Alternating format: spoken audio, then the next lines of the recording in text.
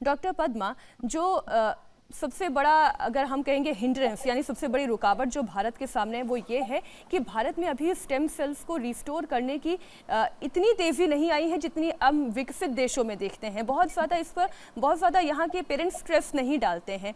ऐसे में अगर ये एक कारगर इलाज होता भी है तो भी भारत के सामने चुनौती हो सकती है।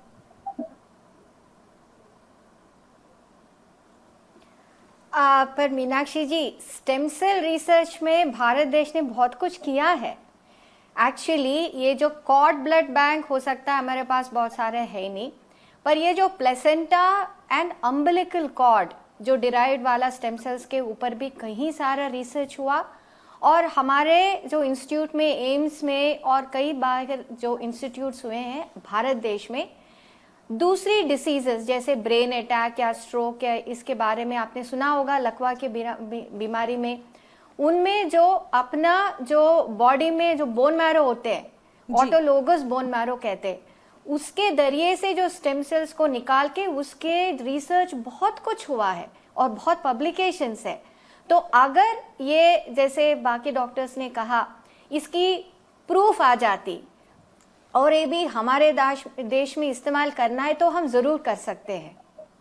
अच्छा, एक सवाल ये बनता है जी, कुछ लोग ये कार्यक्रम देख रहे हैं, वो ये सवाल पूछ रहे हैं और ये सवाल मेरे भी मन में था कि डॉक्टर पद्मा कि क्या ये डोनर का होगा या ये उसी व्यक्ति का होगा, कैसे तय किया जाएगा?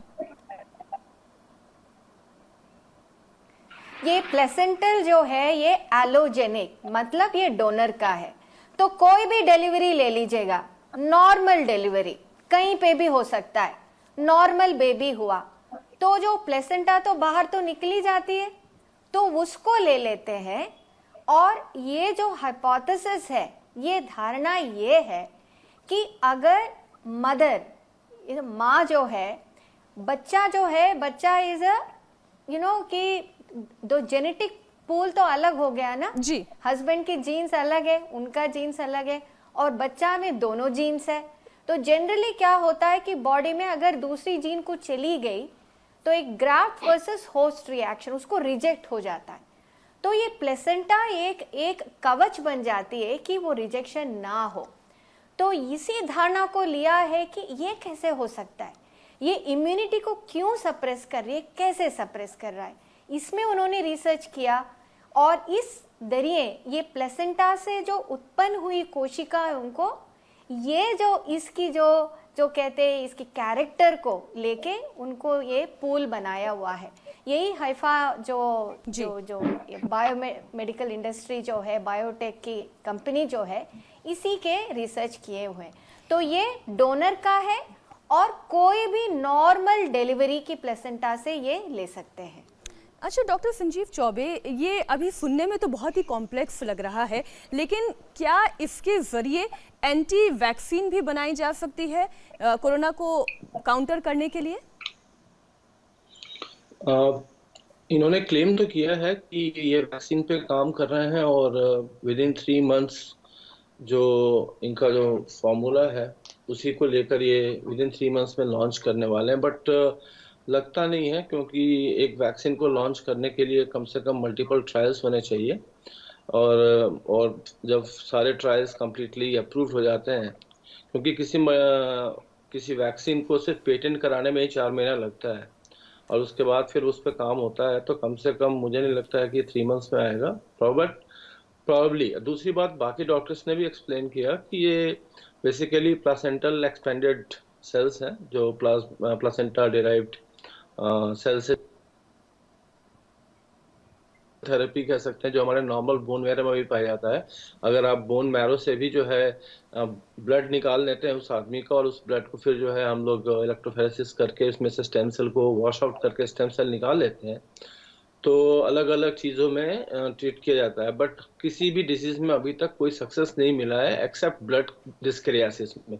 ब्लड से रिलेटेड प्रॉब्लम में इसमें सक्सेसफुल है, but other than that diabetes और उसके अलावा आपका हाइपरटेंशन या फिर जैसे स्ट्रोक में भी हो सकता है, लेकिन मेरे पास उतनी जानकारी नहीं है। लेकिन वो स्ट्रोक वगैरह जो चीज़ क्या बोलते हैं क्रॉनिक डिजीज है जो उसको लोग क्लेम कर रहे थे, इससे काफी काम चल रहा था, इससे 5 साल पहले 4 साल पहले जी। हर कंट्री स्टेम सेल पे काम कर रही थी, बट सक्सेसफुल जो रेट है वो सिर्फ ब्लड डिस्करियासिस पे ही था।